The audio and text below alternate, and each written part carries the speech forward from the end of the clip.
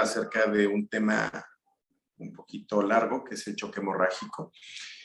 Traté de desglosarlo de una manera un poquito gradual para ir avanzando sobre el tema y tratar de enfocarnos en las medidas que nosotros podemos llevar a cabo para limitar el daño ante este tipo de situaciones.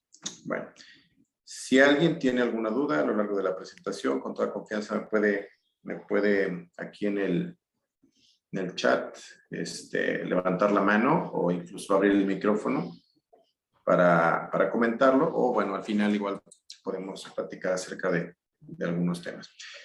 Vamos a hablar de ese tema que es choque. Digo, el tema de choque, que es, como les decía, un tema un poquito largo. Vamos a tocar estos temas, la definición, clasificación, hablar muy poquito de fisiopatología, un poquito de clínica, diagnóstico, monitoreo y un poco de tratamiento.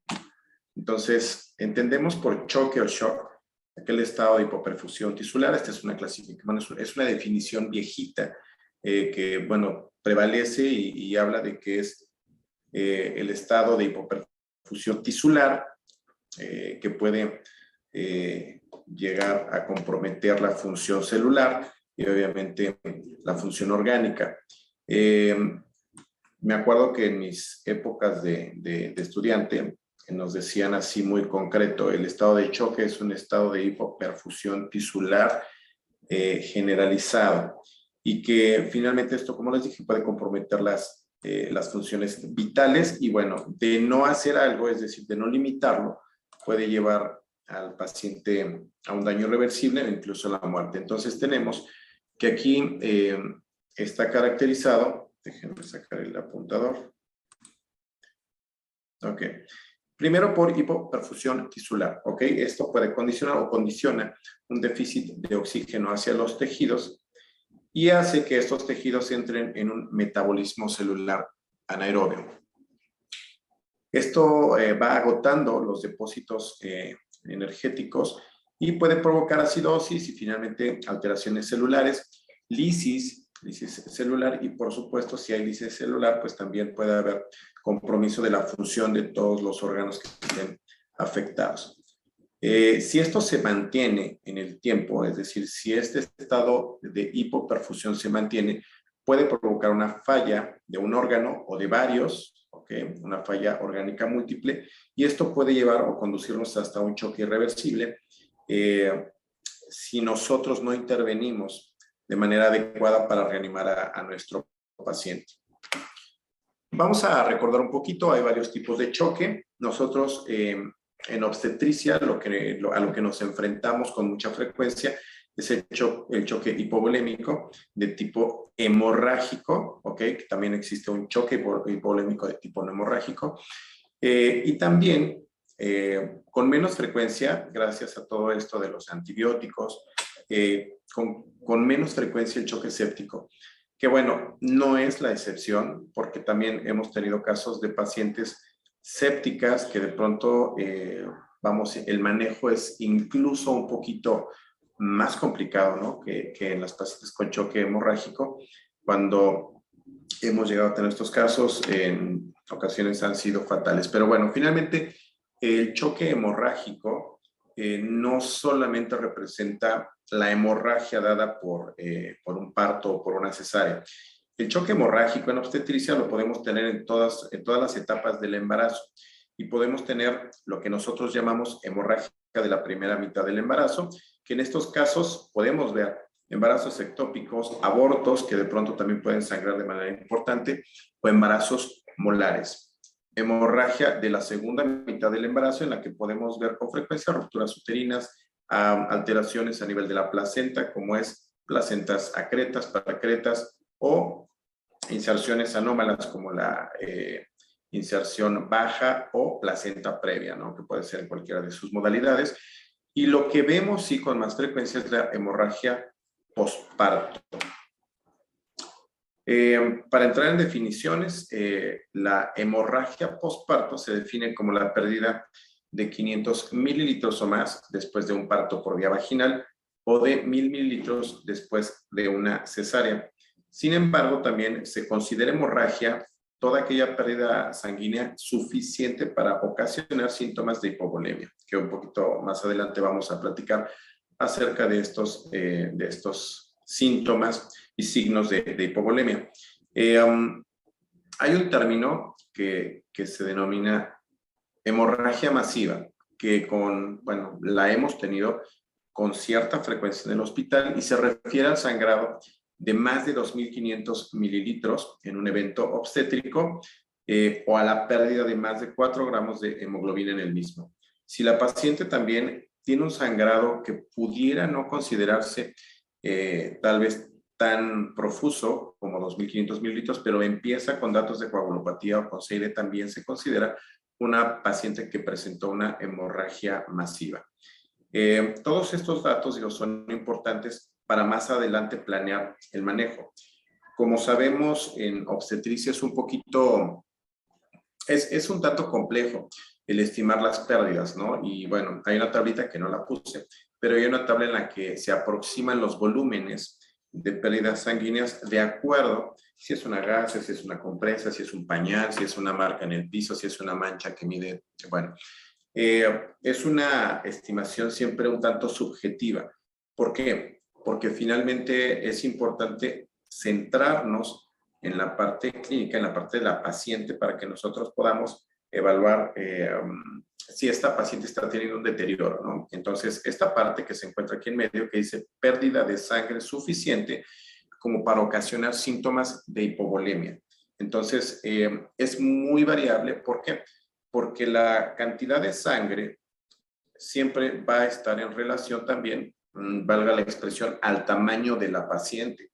No es lo mismo una paciente que mida 1,75 a una paciente que mida 1,35 o 1,40, y sus pérdidas, por supuesto, pueden ser diferentes y los síntomas que van a presentar pueden ser los mismos. Es decir, una paciente de 1,35 que perdió a lo mejor, voy a decir una cantidad de 800 mililitros, puede ser que presente ya síntomas de hipovolemia comparado con una paciente que tiene una talla mayor, ¿no? Entonces, por eso este punto a mí me parece relevante, porque no es algo que hable de cantidades fijas, sino más bien centrándonos un poquito más en el paciente. Ahora, todos hemos experimentado, digo, los que estamos en la obstetricia, cuando está un paciente sangrante, ¿no? El paciente puede tener un sangrado que manche la cama, manche la camilla, manche las batas, y que, pues vamos, sea muy aparatoso y que sea muy difícil de cuantificar. Entonces, bueno, por eso esta definición me parece suficiente, me parece adecuada, perdón. Y bueno, hablando de hemorragia posparto, recordemos un poquito solamente acerca de las principales causas, lo que nosotros llamamos en esta mnemotecnia de las 4 T's, que es el tono, el tejido, trauma y trombina, ¿no? Entonces, tono, bueno, principalmente alteraciones en la contractilidad del útero, tejido, cuando hay tejido retenido en la cavidad, trauma, que puede ser todo aquello que lacera el canal, pueden ser desgarros inducidos por un parto o también las lesiones que nosotros podemos ocasionar en el momento de hacer un corte, como es la episiotomía, que a veces pueden desgarrarse, pueden provocar sangrados o hematomas bastante importantes, y alteraciones de la coagulación, que son los menos en cuanto a los casos, ¿no? Entonces, vemos que el 70% está representado por problemas de tono, 20% por laceraciones o traumas del canal de parto, 10% de los casos por tejido retenido y 1% de los casos solamente por alteraciones en la coagulación.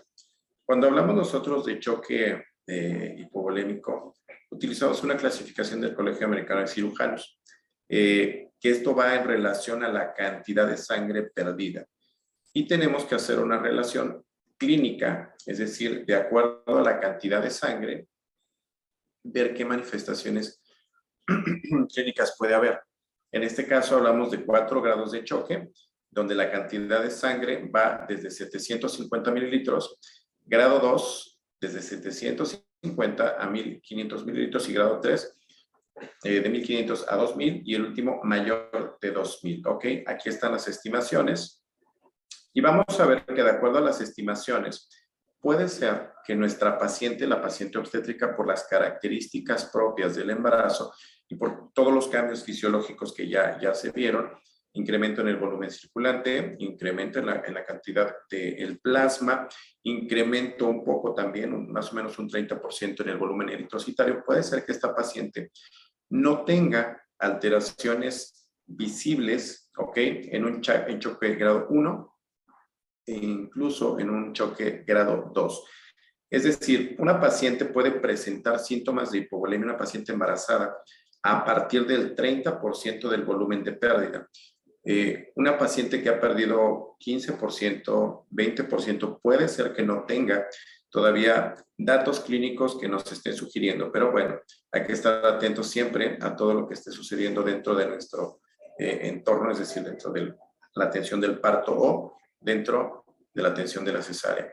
Y vemos que, por ejemplo, aquí en el grado 1, la TA se mantiene normal, ¿ok? Una frecuencia respiratoria prácticamente normal. A veces los pacientes pueden estar un poquito ansiosos y aquí, pues únicamente nos indica que podemos hacer una restitución con cristaloides.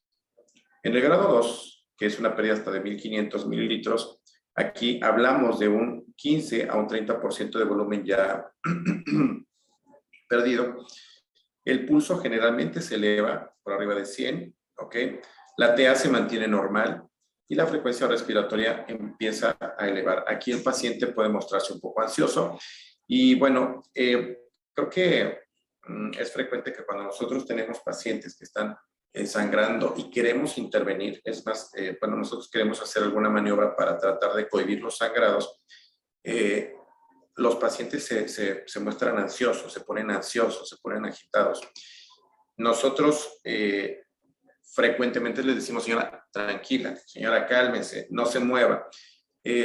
Puede ser la ansiedad que están manifestando los pacientes, pues no solamente la molestia por lo que nosotros estamos haciendo, sino un dato neurológico de que el paciente ya tiene, pues, datos de hipovolemia, ¿ok? Hasta este momento, las pérdidas pueden todavía restituirse con cristaloides. A partir del grado 3 hacia adelante, ya vemos alteraciones, ahora sí marcadas, con un volumen de más del 30% de pérdida, taquicardia, ahora sí cae la presión arterial y la frecuencia respiratoria generalmente baja, ¿ok? Aquí el paciente se puede mostrar muy ansioso, muy confuso y aquí ya también debemos nosotros preparar los hemoderivados para empezar la restitución. Y bueno, ya el grado 4, que el paciente puede estar francamente hipotenso, ¿ok? Puede ser una frecuencia respiratoria muy superficial, el paciente puede estar confuso, letárgico y bueno, la restitución tiene que ser de manera muy agresiva, ¿ok? Hablando propiamente del choque, tenemos, se menciona 3 fases del choque. El choque en una fase compensada, el choque en una fase descompensada y el choque refractario, también llamado choque irreversible. Cuando nosotros observamos estos datos que veíamos en la diapositiva previa, podríamos pensar que el paciente cuando se encuentra en estos grados todavía, hablamos de que está compensando, es decir, un paciente o una paciente que empieza con una pérdida hemática de manera súbita, hablando de que, bueno, como todos ustedes saben, en un útero término circulan aproximadamente 600 mililitros de sangre por minuto y la pérdida, pues en 3 minutos puede ser sumamente elevada. Entonces, el paciente de inmediato, la paciente empieza con sus mecanismos compensatorios. Eleva la frecuencia cardíaca, generalmente aumentan resistencias vasculares, aumenta la contractilidad. Bueno, ahorita vamos a ver esto con la finalidad de tratar de proteger siempre los órganos vitales.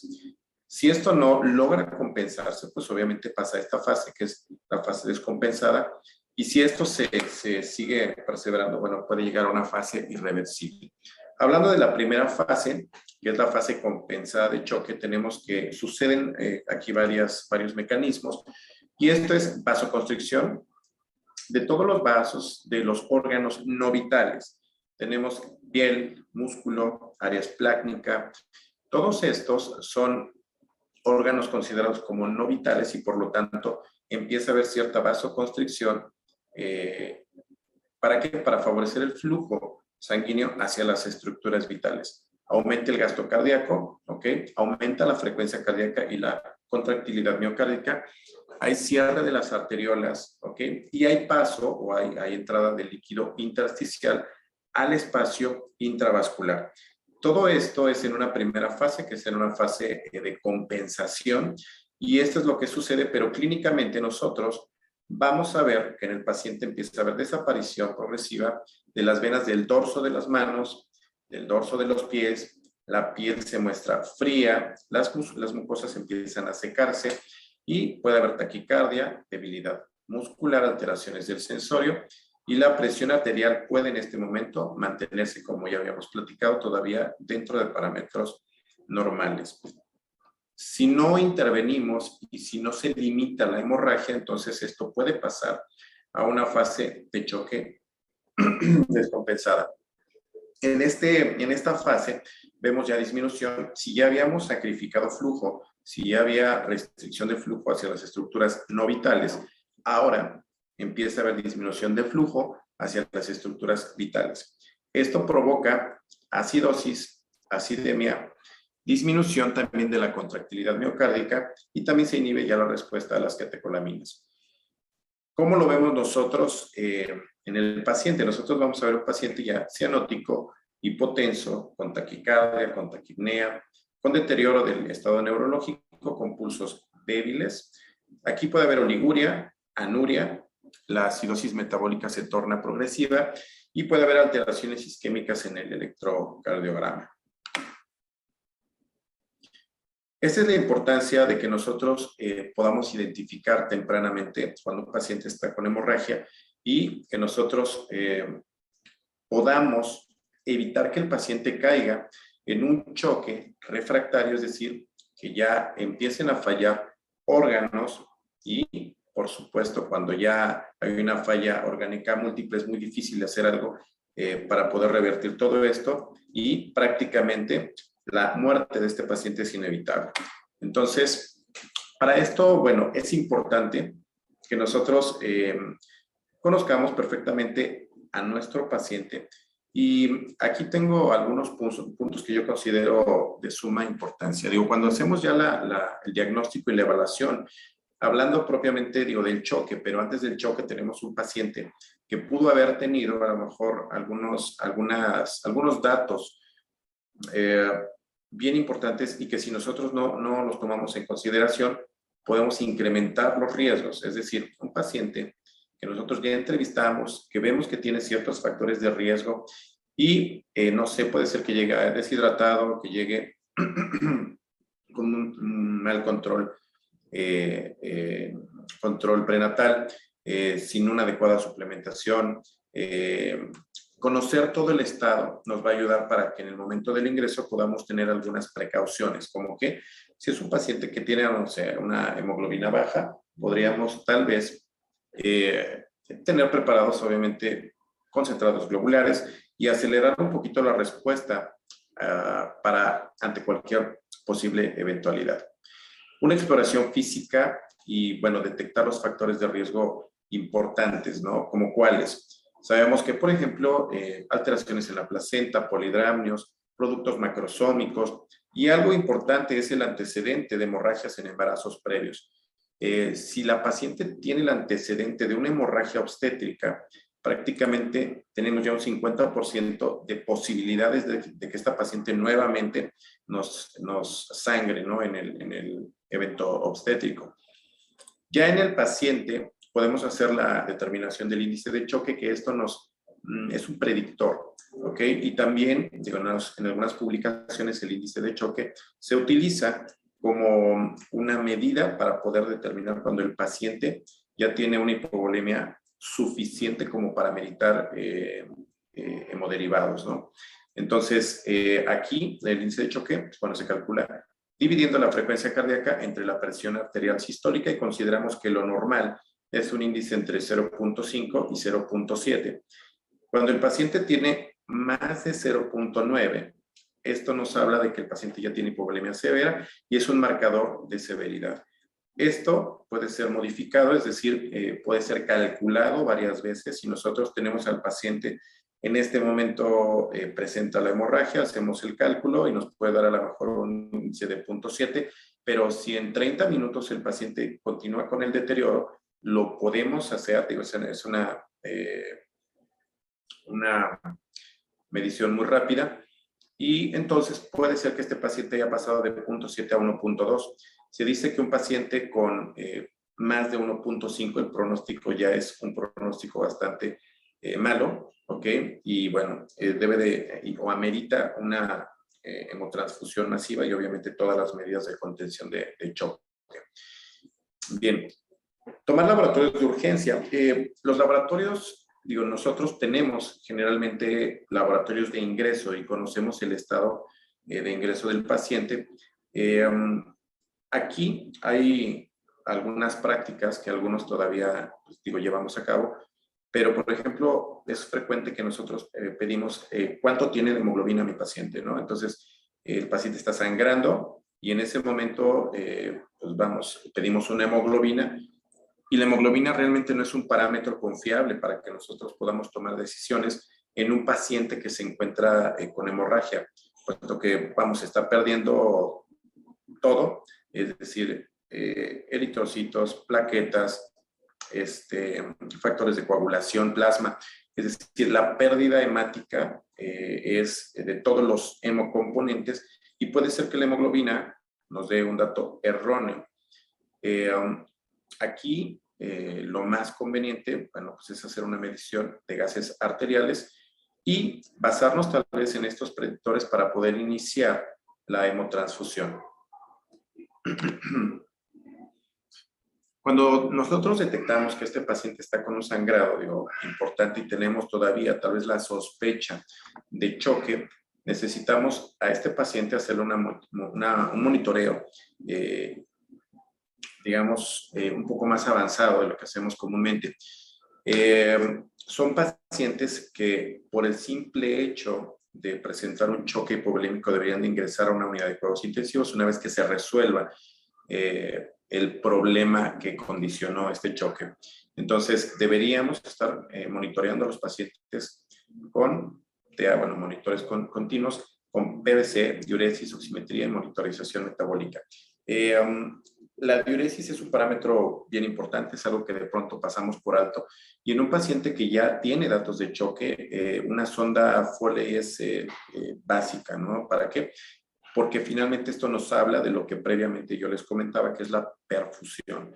Es decir, los riñones son también algunos de los órganos que empiezan a tener hipoperfusión importante cuando entran estos pacientes en la fase de choque compensado. Entonces se restringe el flujo renal y nosotros podríamos verlo con una disminución del gasto urinario. Ok, bueno, una oximetría, una monitorización metabólica, y tenemos que dar soporte respiratorio, circulatorio, ok, manejando 2 vías, que esto nosotros ya lo tenemos en protocolos y que, bueno, nos ha funcionado bastante bien. Y la reposición de volemia, iniciarla de manera oportuna, ya sea primero con cristaloides y en su momento cuando se amerite también con hemoderivados. El uso de fármacos cardiovasculares, tema que no voy a tocar, digo, esto es algo que reservo para terapia intensiva. Y bueno, y el tratamiento etiológico, por supuesto. ¿Por qué? Porque todas las medidas que nosotros podamos llevar a cabo, que están enumeradas hasta aquí, soporte respiratorio, circulación, manejo de las vías, hemoderivados, no serían adecuados si nosotros no nos enfocamos en también en dar un manejo al problema que está condicionando la hemorragia. Esto es algo que nosotros ya desde hace mucho tiempo ya lo venimos haciendo, que nos ha funcionado, y bueno, es primero solicitar ayuda. Esto de solicitar ayuda es algo que se puede hacer de muchas maneras. Digo, nosotros contamos con un código de activación, de alerta, que es una manera muy rápida, muy práctica de solicitar ayuda en el departamento que se solicite, ¿no? Urgencias y bueno, ahora en toco, en piso. Solicitar ayuda, ¿por qué? Porque el tratamiento de este problema no es de una persona, no es de un especialista, no es de la enfermera, no es de un médico en particular, ¿no? No es del médico general. Todos debemos estar al tanto de qué me toca hacer a mí para contribuir con el manejo de este paciente, ¿no? Pero, bueno, el manejo en sí es un manejo multidisciplinario que tiene principalmente, los objetivos. Uno, mantener un volumen circulante dentro del paciente, evitar la acidosis, limitar la hemorragia y evitar la coagulopatía, ¿no? Entonces, evitar caer en esta coagulopatía, en la triada mortal que se le llama. ¿Para qué? Porque una sola persona es imposible, ¿no?, que pueda hacer esto. Se requiere, entonces, una vez que se solicita ayuda, que se acude, iniciar ahora sí ya la terapia. Y bueno, vamos a empezar primero canalizando al paciente, 2 vías, y vamos a manejar aquí. Hay algunas revisiones que se han hecho respecto a soluciones cristaloides, soluciones de tipo coloide, y estas dos, bueno, hay ciertas ventajas y desventajas, pero al final de cuentas, se sugiere mayormente el uso de soluciones cristaloides. Son más baratas, ¿ok? Estas difunden rápidamente al espacio extravascular y por eso generalmente se requieren mayores cantidades de esta para lograr restituir el volumen. Anteriormente manejábamos algo que se llama restitución 3:1. La regla 3:1, que decía que por cada mililitro de sangre perdido o por cada litro de sangre perdido, nosotros teníamos que reponer 3 litros, ¿no? O 3 mililitros, según la medición. Si había perdido 10 mililitros, le tocaban 30 mililitros de reposición. Esto es algo que se ha visto riesgoso porque, como bien les comentaba aquí, estas soluciones difunden rápidamente al espacio extravascular.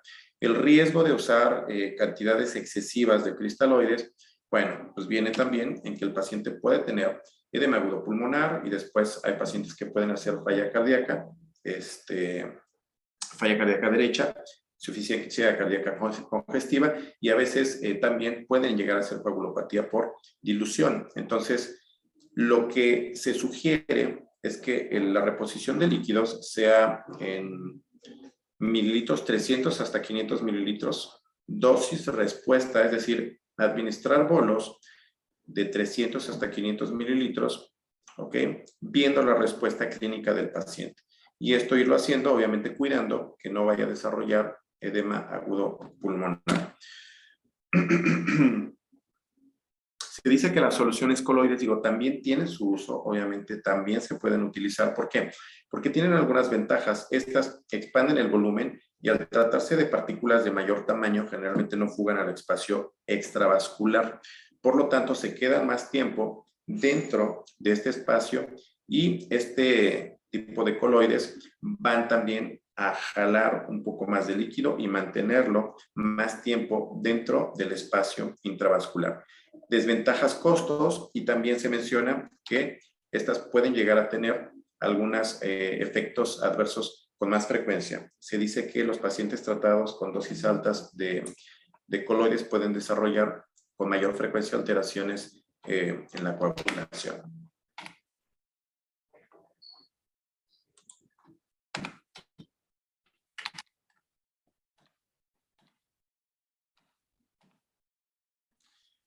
Vamos a ver rápidamente. Para nosotros es importante tener el manejo de la parte etiológica, es decir, ¿qué es lo que está sucediendo? Lo que con mayor frecuencia nosotros tenemos, hablábamos al principio, es atonía uterina, y solamente esto lo voy a comentar de manera muy rápida. Ya desde hace años utilizamos el balón de Bakri, que nos sirve en estos casos de atonía, y es sumamente efectivo para este tipo de problemas como la atonía. Esto aunado al uso de los uterotónicos, como sabemos también carbetocina, oxitocina y ergonovina, que son fármacos que siempre debemos tener a la mano para este tipo de casos. Y bueno, también está pensamientos arteriales. El más sencillo es el pinzamiento de las arterias uterinas con técnica del Dr. Sea, que ya también hemos visto. Se pinzan las arterias, y esto, bueno, estas fotos son del procedimiento. Suturas también hemostáticas, que es solamente para fines de ejemplificar.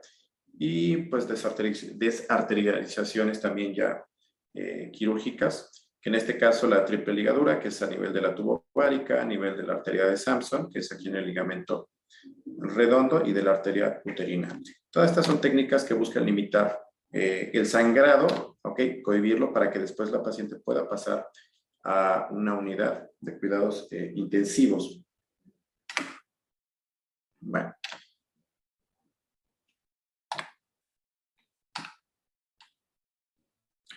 Estas son algunas fotos de algunos casos que también hemos tenido ahí en el hospital. Bien.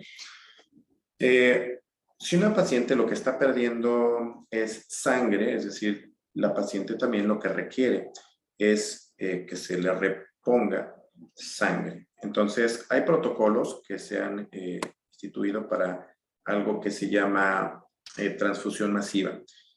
La transfusión masiva se define como la administración de 10 unidades globulares en un periodo de 24 horas en caso de sangrado masivo.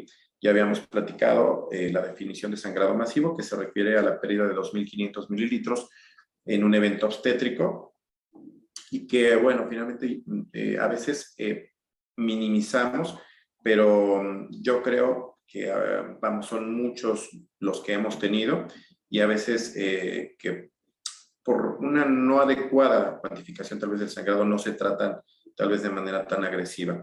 Otras definiciones nos dicen que se incluye también el uso de 3 unidades globulares en 1 hora o de 4 unidades de cualquier producto sanguíneo en 30 minutos, es decir, plaquetas, concentrados globulares, plasma fresco congelado, etcétera. Y bueno, esos protocolos de transfusión masiva nos hablan de, como su nombre lo dice, transfundir en periodos muy cortos cantidades altas de paquetes globulares, pero también nos habla de que se sugiere hacer es decir, componer la transfusión de un paquete globular y por cada paquete globular también adicionar un paquete de plasma fresco y también por cada paquete de plasma agregar un paquete de plaquetas. ¿Por qué? Porque de esta manera, digo, nosotros no manejamos crioprecipitados, pero en el caso de que también se pudieran, de que se tuvieran a la mano, también es algo que se sugiere, porque esto es prácticamente lo que la paciente está perdiendo glóbulos rojos, está perdiendo plasma, está perdiendo plaquetas, está perdiendo, vamos, todos estos componentes y lo ideal sería reponerlos, tomando en cuenta que cada paquete globular tiene alrededor de 250 a 300 mililitros, y más o menos lo que nosotros esperamos es un incremento de 1 gramo de hemoglobina, ¿ok? Administrando este paquete globular. Con el plasma fresco congelado, digo, buscamos también aquí administrar factores de coagulación principalmente y en teoría se debería incrementar 10 miligramos aproximadamente de fibrinógeno. Los crioprecipitados que nosotros no tenemos, bueno, de todos modos también incrementan el fibrinógeno más o menos 10 miligramos y las plaquetas. Aquí algo de los crioprecipitados que es benéfico, bueno, es que también tienen factores de coagulación, el 8, ¿ok? El 13 y el factor de Van Willebrand. Plaquetas también, los concentrados plaquetarios más o menos nos incrementan entre 5 y 10 mil plaquetas, pero las aféresis, ¿ok? O concentrados por aféresis nos llegan a incrementar hasta más o menos 30,000 plaquetas por cada concentrado de aféresis. Los protocolos los puse en un cuadrito, son en esta tabla que viene en este artículo de protocolos de hemotransfusión y nos habla de varias rondas. Nos habla de la primera ronda que está considerada por 6 unidades de paquetes globulares, 6 de plasma, 6 de plaquetas y 10 unidades de crioprecipitados. Como yo les decía, esta se calcula 1.5 por cada paquete globular.